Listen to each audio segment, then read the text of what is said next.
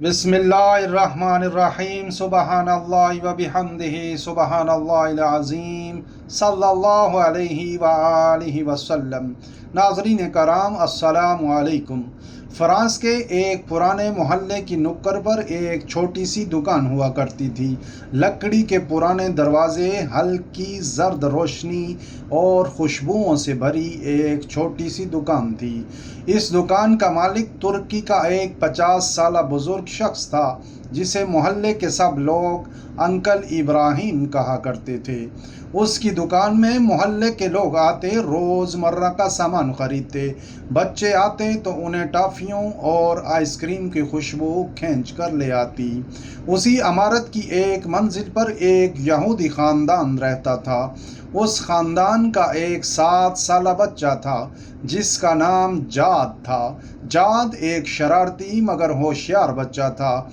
वो अक्सर घर की ज़रूरत का सामान ख़रीदने अंकल इब्राहिम की दुकान पर आता, लेकिन हर बार वो दुकान से निकलते हुए एक छोटा सा चॉकलेट चुरा लेता।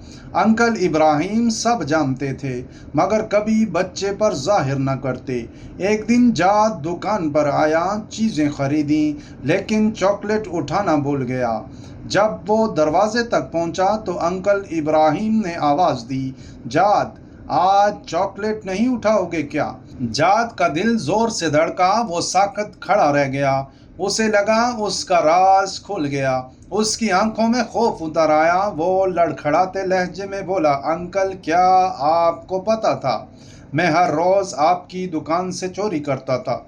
अंकल इब्राहिम मुस्कुराए और कहा, हाँ बेटे, मुझे मालूम था, लेकिन मैं चाहता था कि तुम खुद समझो कि ये गलत है। जाद की आंखों में आंसू आ गए। उसने लरसती आवाज़ में कहा, अंकल, मुझे माफ़ कर दें। मैं वादा करता हूँ अब कभी किसी से कुछ नहीं चुराऊँगा। अंकल इब्राहिम ने उसका सर सहलाया और कहा, जाद, अगर तुम वादा करो कि तुम्हारी ज़िंदगी में ये पहली और आखिरी चोरी होगी, तो हर दिन एक चॉकलेट मेरी तरफ से तुम्हारे लिए होगा। जाद ने वादा किया और यूं एक छोटे से वादे ने एक जिंदगी बदल दी। वक्त गुजरता गया, जाद बड़ा होता गया। अंकल इब्राहिम उसके लिए मोहल्ले के बुजुर्ग से बढ़कर वालिद जैसी हस्ती बन गए। जब कभी जाद परेशान होता, अंकल इब्राहिम अपने दराज से एक पुरानी किताब निकालते और कहते, बेटे, किताब को कहीं से भी खोलो। जाद किताब खोलता, अंकल चंद सफ़हात पढ़ते, फिर जाद के मसले का हल बताते। जाद हैरान रह जाता कि हर बार किताब खोलने पर उसके मसले का जवाब मिल जाता है। वो इस किताब को जादुई किताब समझने लगा। अंकल मुस्कुराए कर कहते हैं, बेटे, ये किताब तुम्हें सोचने और अपने दिल की आवाज़ सुनने का सलीका सिखा रही है। साल दर साल गुजर गए। 17 साल बाद जाद एक जवान समझदार नौजवान बन गया। अंकल इब्राहिम अब बूढ़े हो चुके थे। वो जाद को बेटे की तरह चाहते और जाद भी उन्हें वालिद से ज़्यादा एहतराम देता। लेकिन वक्त के साथ साथ अंकल की सेहत गिरने लगी। एक दिन खबर आई, अंकल इब्राहिम इस दुनिया से रुखसत हो गए। मोहल्ला सोगवार था, लेकिन सबसे ज़्यादा गम जाद के दिल में था। ऐसा लगता था जैसे उसने अपने वालिद को खो दिया हो। अंकल इब्राहिम ने अपनी वसीयत में जाद के लिए एक पुरानी संदूकची छोड़ी थी। जाद के हाथ कांप रहे थे जब अंकल के बेटे ने वह संदूक उसे दिया। उसने ताला खोला, अंदर वही पुरानी किताब रखी थी।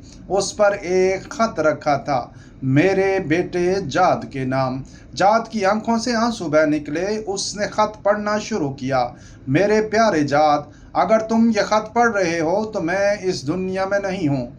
तुमने 17 साल पहले मुझसे एक वादा किया था और तुमने उसे पूरा किया।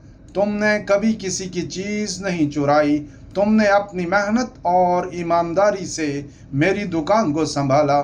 तुम्हारी यही कामयाबी है। यह किताब कोई जादुई किताब नहीं। मैंने हर जवाब तुम्हारे अपने दिल और अक्ल से निकाला। तुम्हारे अंदर ही सब सवालों के जवाब हैं। बस तुम्हें अपने दिल की आवाज़ सुनना सीखना था।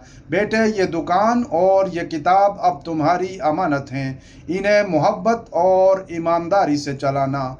ہمیشہ تمہارا انکل ابراہیم۔ جاد کتاب کو سینے سے لگا کر رونے لگا۔ اسے سمجھ آیا کہ اصل خزانہ وہ کتاب نہیں تھی بلکہ انکل ابراہیم کی محبت اور اعتماد تھا، جس نے اسے ایک چھوٹے چور بچے سے ایک ایماندار نوجوان بنا دیا۔ وقت گزرتا گیا، جاد نے اسلام قبول کر لیا۔ اس نے انکل ابراہیم کی وراثت کو دل سے اپنایا اور اپنی زندگی اسلام کے پیغام کے لیے وقف کر دی۔ وہ صرف ایک نوجوان نہیں رہا بلکہ جاد اللہ القرآنی بن گیا، وہ شخص جس نے افریقہ کے جنگلات اور قبیلوں میں جا کر اسلام کی دعوت دی۔ تاریخ کہتی ہے کہ اس نے اپنی زندگی میں 60 لاکھ سے زائد افراد کو اسلام کی دعوت دی۔ زولو قبیلے سمیت ہزاروں قبیلے اس کی کوششوں سے اسلام کے نور سے منور ہوئے۔ ناظرین کرام، انکل ابراہیم کے ایک چھوٹے وعدے نے ایک بچے کی تقدیر ہی نہیں بدلی بلکہ دنیا کے لاکھوں لوگوں کی زندگیوں کو بدل دیا۔ اللہ کریم آپ سب کو برکت اور عافیت عطا فرمائے، آمین یا رب العالمین۔ جزاک اللہ خیر۔